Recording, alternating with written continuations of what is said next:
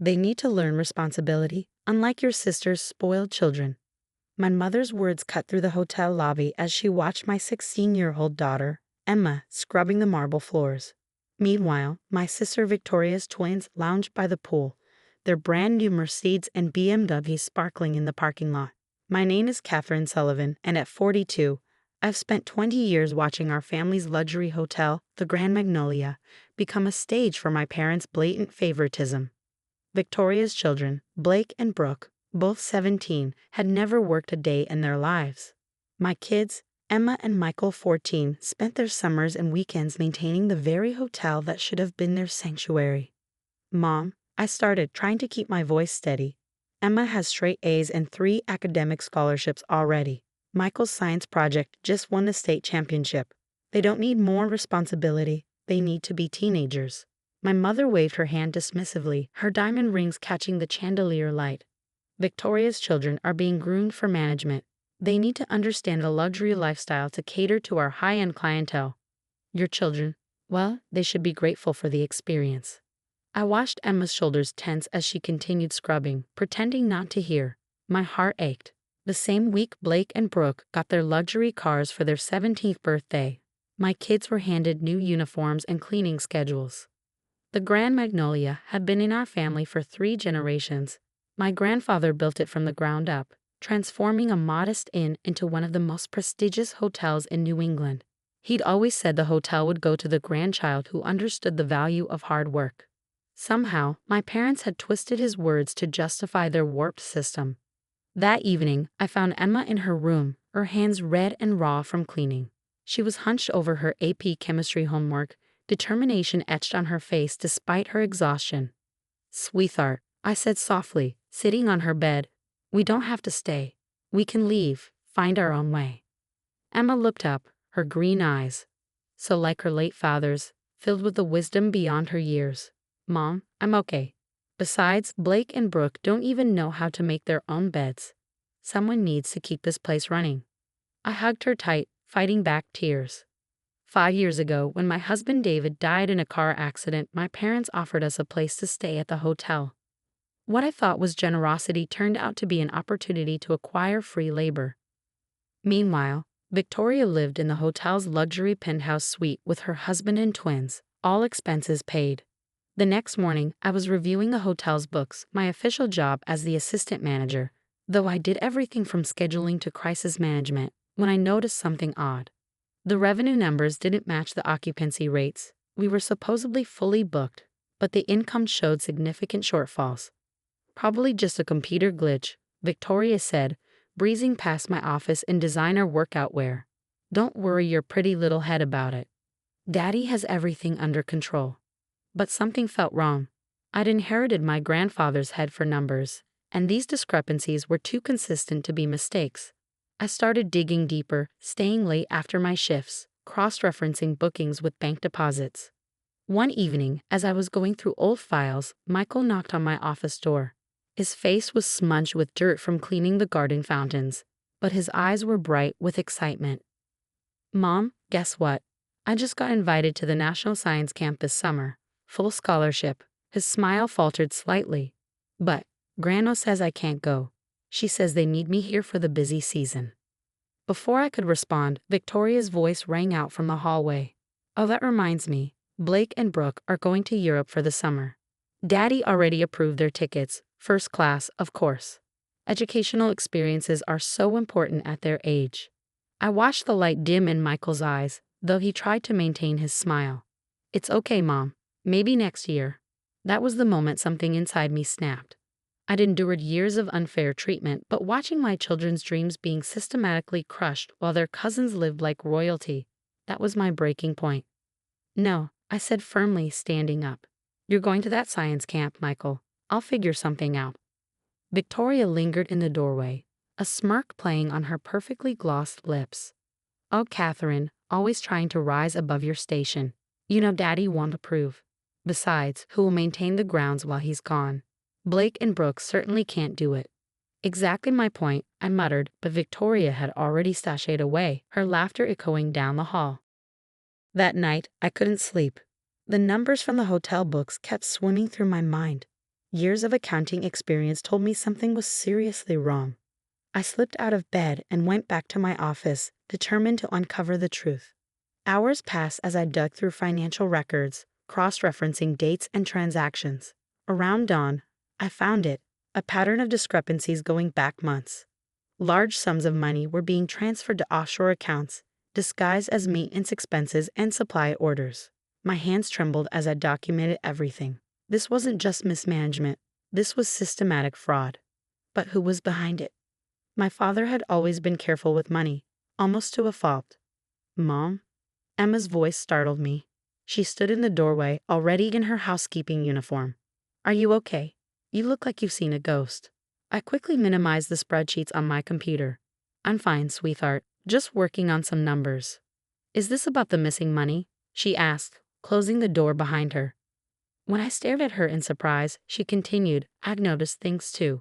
The supply orders that never arrive, the maintenance bills for work that's never done. Blake brags about his trust fund all the time, but last week, I overheard him arguing with Aunt Victoria about bounced checks. My brilliant, observant daughter. While everyone underestimated her, she'd been quietly paying attention to everything. The hotel's in trouble, isn't it? She asked softly. I nodded slowly. I think so.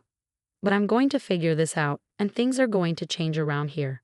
Over the next few days, I carefully gathered evidence while maintaining my usual routine.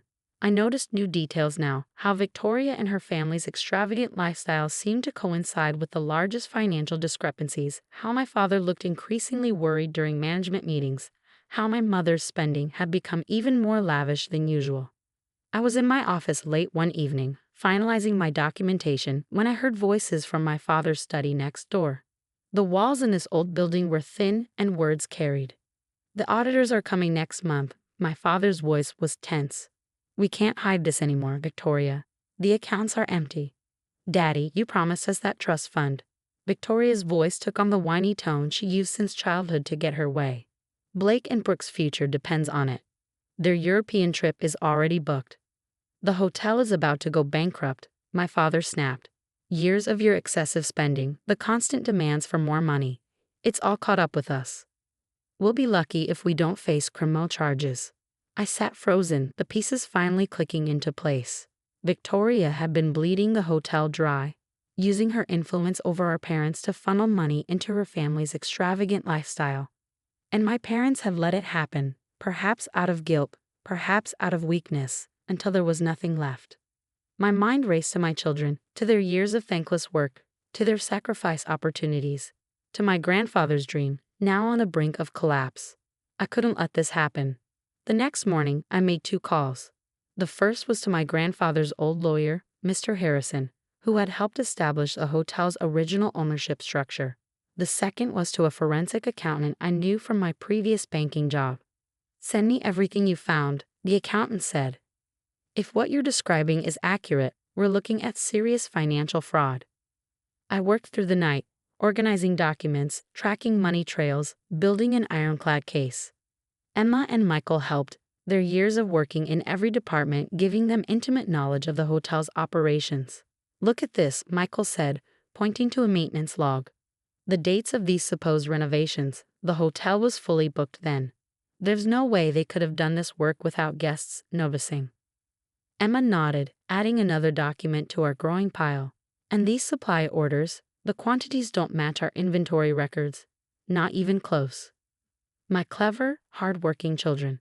While Blake and Brooke had been living in luxury, Emma and Michael had been learning every aspect of hotel operations, knowledge that was now proving invaluable.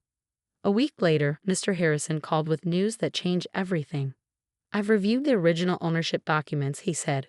Your grandfathers will have a specific clause about hotel management. If any member of the family is found to be misusing hotel funds, their claim to ownership is automatically voided. I felt a glimmer of hope. What does that mean exactly?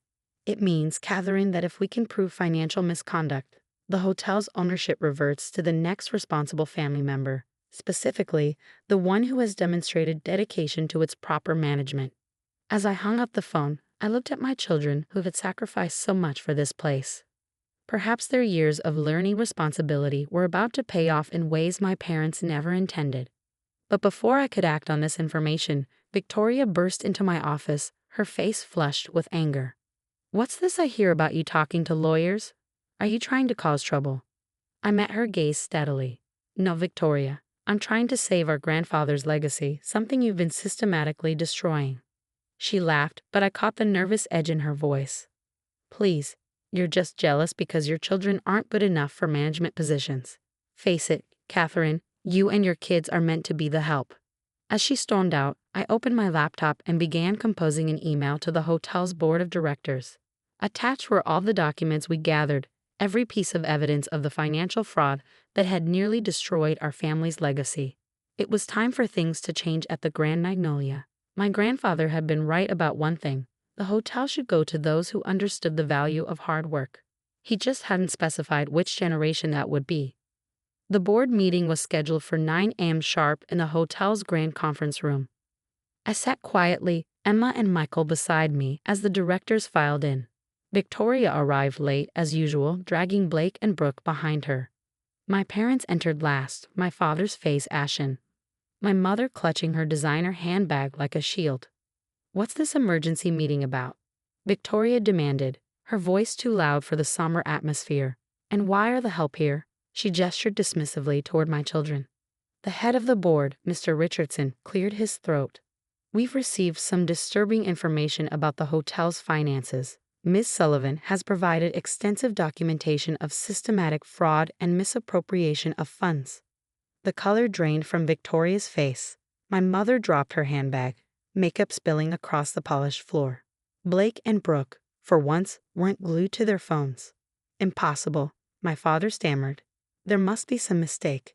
"No mistake," I said, my voice steady as I stood up. "Every transaction is documented. Every fraudulent transfer, every fake renovation, every inflated supply order. The money trail leads directly to Victoria's personal accounts and her children's trust funds." Victoria leaped to her feet. "You've been spying on us? How dare you?" "No, Victoria," Emma spoke up, her voice clear and professional. "We've been doing our jobs.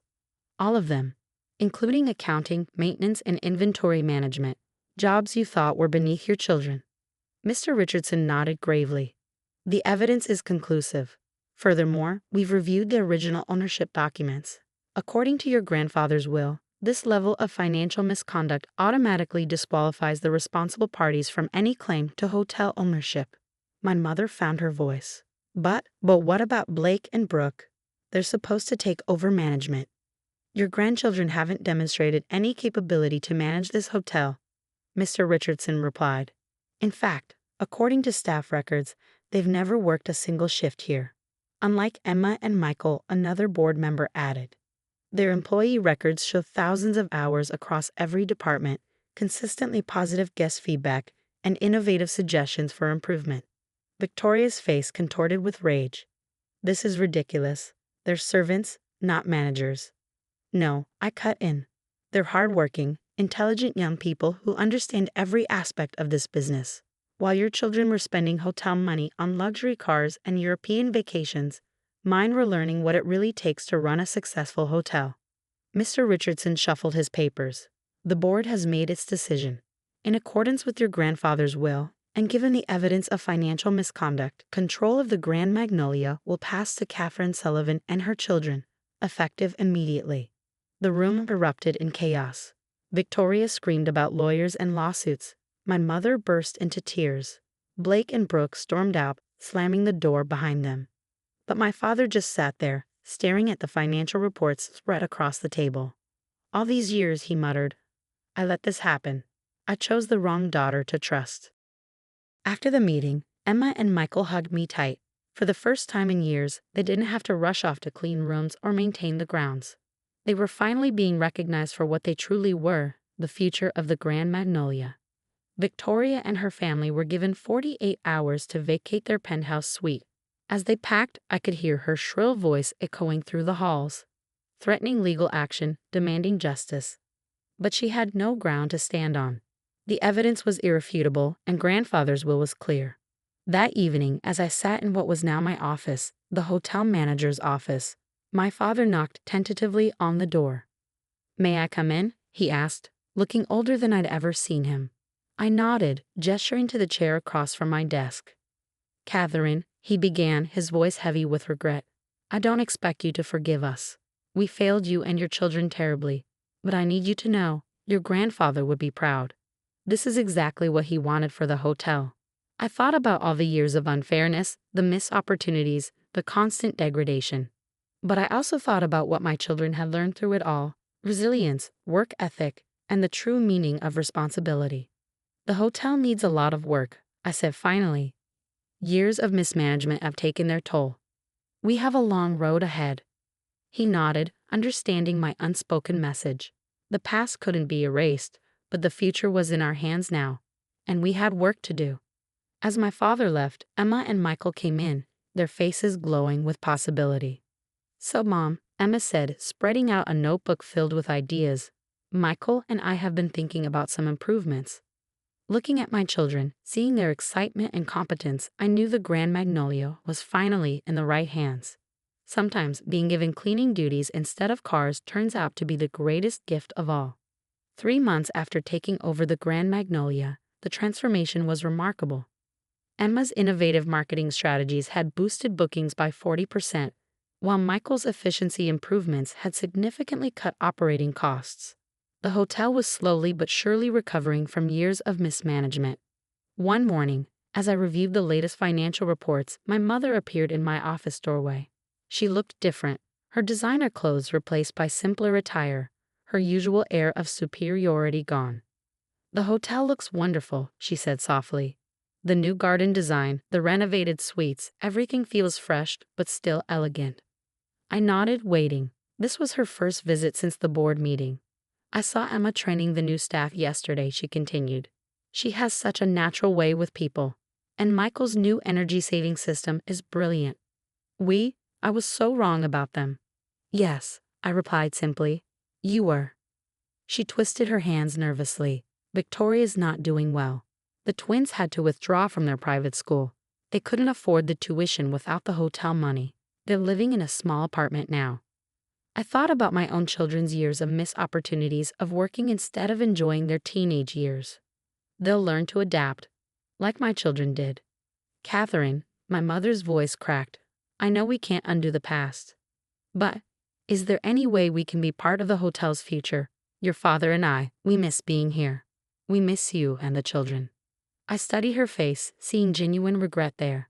That depends, I said finally.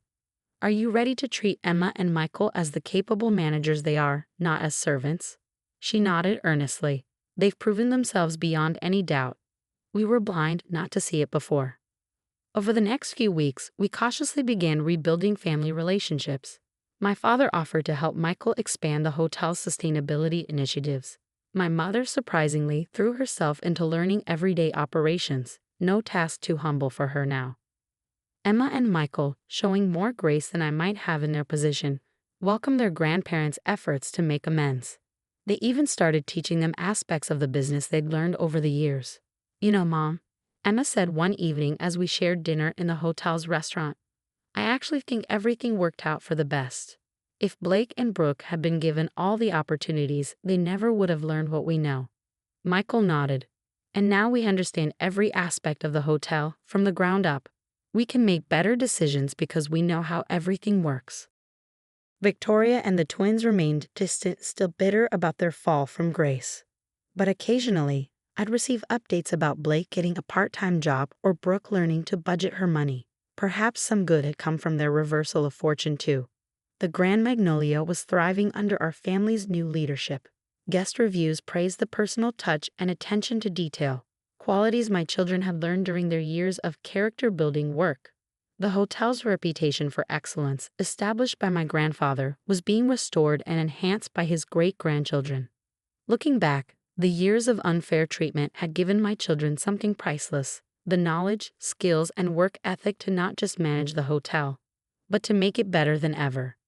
Sometimes, the best gifts come disguised as hardship. One day, during the annual staff appreciation dinner, an event Emma had instituted, I watched my children confidently leading their teams, respected and admired by all. My parents sat nearby, their pride now rightfully placed in grandchildren who had earned their success through hard work and determination. The cleaning duties that were meant to keep them in their place had instead prepared them to rise beyond anyone's expectations. Sometimes life has a way of turning supposed punishments into the greatest rewards. 5 years after taking over the Grand Magnolia, we celebrated the hotel's 50th anniversary. The grand ballroom sparkled with elegant decorations, a testament to Emma's impeccable taste and Michael's precise attention to detail. Guests from around the world had come to join the celebration, drawn by our reputation as one of the finest family-owned hotels in New England. During the celebration, I found myself standing in the same lobby where Emma had once scrubbed floors. Now, at 21, she was confidently greeting CEOs and celebrities, her natural grace making everyone feel special. Michael, 19, had just returned from his first year at MIT, where he was studying sustainable business practices, knowledge he'd apply to further improve the hotel's operations. "Quite a change, isn't it?" my father said, joining me at the lobby's edge. His hair had grown whiter, but his eyes were clearer now, unburdened by the weight of past mistakes. "I keep thinking about what Dad, your grandfather, would say if he could see this." "I think he knew," I replied. "That's why he put that clause in his will about hard work and responsibility." My mother approached, elegantly dressed, but noticeably lacking the artificial airs she'd once maintained. She found her own place in the hotel's operations, using her social connections to organize charity events that had become a cornerstone of our community involvement. "Victoria's here," she said quietly, nodding toward the entrance. I turned to see my sister standing uncertainly in the doorway. The years had softened her appearance, stripping away the entitlement that had once defined her. Behind her stood Blake and Brooke, now 22, both looking remarkably different from their privileged teenage selves. Emma spotted them first, making her way over with the professional warmth she showed all guests. But I saw genuine warmth in her smile too. Time had healed many wounds. "Welcome to the Grand Magnolia," she said, extending her hand. "We're so glad you could join us." Blake and Brooke, who had once lounged by the pool while their cousins worked, now carried themselves with a new humility. I'd heard that Blake was working his way through community college, while Brooke had started a small online business. They'd learned the lessons of hard work later than my children, but they'd learned them nonetheless. Victoria approached me slowly. "The hotel? It's beautiful, Catherine, more beautiful than it ever was under our management. It's amazing what can happen when you value hard work over privilege," I replied, not unkindly. She nodded, understanding the gentle rebuke. "Our children, they're doing better now, learning to stand on their own feet. Sometimes I think about how different things might have been if we'd raised them more like you raised Emma and Michael." The evening progressed with speeches and celebrations. Michael presented the hotel's new environmental initiatives, which had already gained national recognition. Emma announced our expansion plans, a second location that she would oversee while Michael managed our flagship property. As I watched my children command the room with their natural leadership and earn expertise, I thought about the journey that had brought us here. The years of unfair treatment had forged them into exactly the kind of leaders the hotel needed. Later that night, after the guests had gone and the cleanup crews, now properly paid and respected, were finishing their work, I found Emma and Michael in the garden their grandfather had originally planted. "You know what's funny, Mom?" Emma said, looking up at the stars. "If they hadn't made us work all those years, if they'd given us cars and trips instead of cleaning duties, we probably wouldn't be here now." Michael nodded. "We wouldn't know the business like we do. We wouldn't understand what it takes to make a hotel truly great." I hugged them both, feeling overwhelmed with pride. You turned their punishment into your power. You took every task they gave you and learned from it. That's true success. As we walked back into the hotel, our hotel, I thought about how life sometimes gives us exactly what we need, even when it looks like unfair treatment. My children had been given cleaning duties instead of cars, and in return they gained something far more valuable, the ability to build their own legacy. The Grand Magnolia stood proudly in the moonlight, its windows gleaming with promise. Under the leadership of two young people who had started as its cleaners, it had become more than just a luxury hotel. It had become a testament to the power of hard work, resilience, and the unexpected ways life rewards those who never give up. Sometimes, the best revenge isn't about getting even. It's about rising above and building something better than anyone thought possible. Emma and Michael had done exactly that, turning years of enforced responsibility into real success. transforming their grandfather's legacy into something even grander than he could have imagined. And in the end, that was worth more than all the luxury cars in the world.